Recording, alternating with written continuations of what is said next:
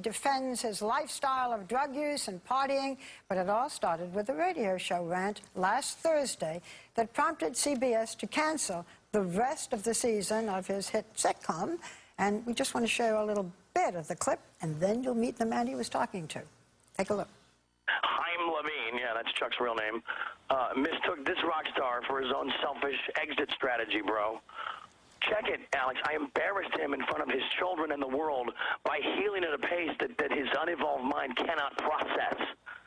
Okay, last I checked, Haim, I've spent, I think, close to the last decade, I don't know, effortlessly and magically converting your tin cans into pure gold.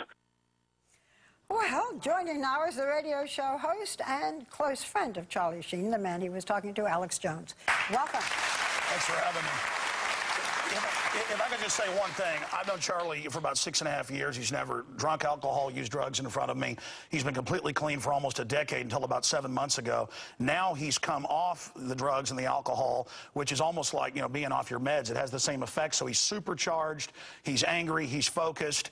And I know that when they interviewed him at his house, because I talked to him, they interviewed him for about 2 hours, and that's a little kind of joke that's out of context. He's tired of being judged and him being held up as the ultimate demon in this world. He didn't kill 1 million people in Iraq. He wasn't involved with the takedown of Building 7 here in New York. And he thinks there's bigger devils out there than himself. And Chuck Lorre's put out a whole bunch of these cue cards while having management tell him a month ago, if you speak out against 4 episodes being cut, we're going to fire you. Then he starts putting out all of these. Chuck Lorre. He starts putting out.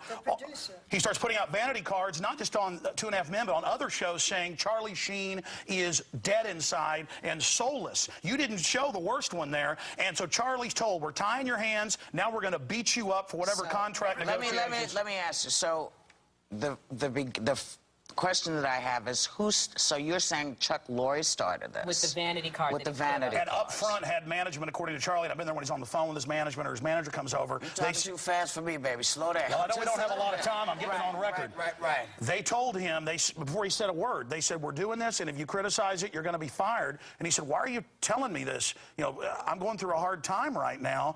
But he didn't understand it then. I think they're trying to make him quit or something, so they have to pay out his contract or the $100 million in syndication. I think there's some shenanigans going on here. And then they start putting these things out. Then they start putting these vanity cards out, trying to prod him and push him. Tell people what vanity cards are. I don't think people know. Okay, most shows have a logo at the end, you know, like a little dog or the MGM lion.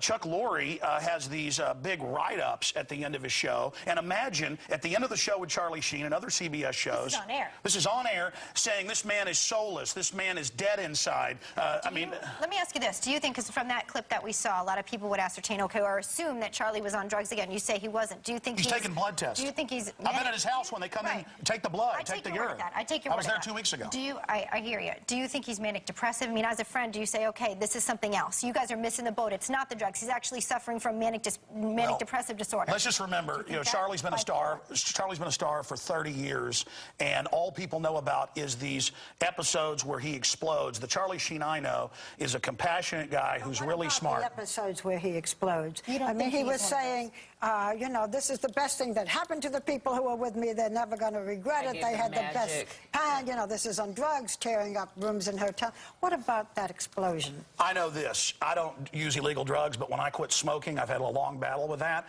I feel horrible for a week, and about a week later, my wife says, please, just go back to smoking sometimes because I get so manic. And I think we have a similar physiology. A lot of people have that physiology.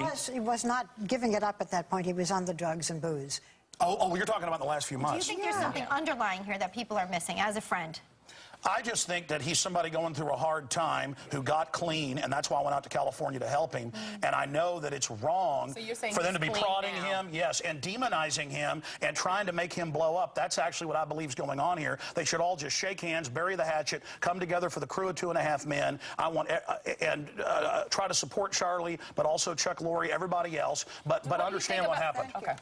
Okay. So you're worried about him. But Charlie's tired of being held up like the devil. We got the TSA putting their hand down people's pants. Infowars.com covers it all. We've got the banks bankrupting the U.S. Wait. Let's stick with Charlie, because that's way too much for me, man. Charlie is mad because he's held up as all the problems. He didn't steal $23.7 trillion like the Federal We're Reserve. just here to figure out what is happening with Charlie. That's what we're trying to figure out. And he's doing interviews now, so he has a chance to speak for himself.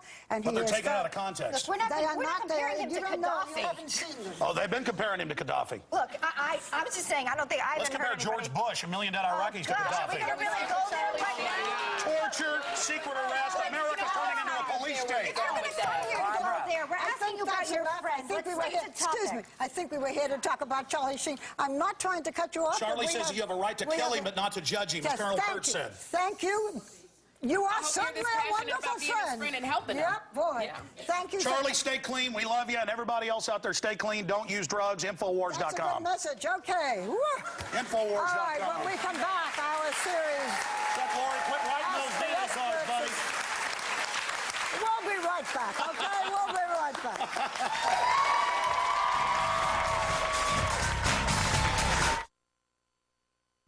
Motherhood is full of surprises, good and bad. So here's one that might shock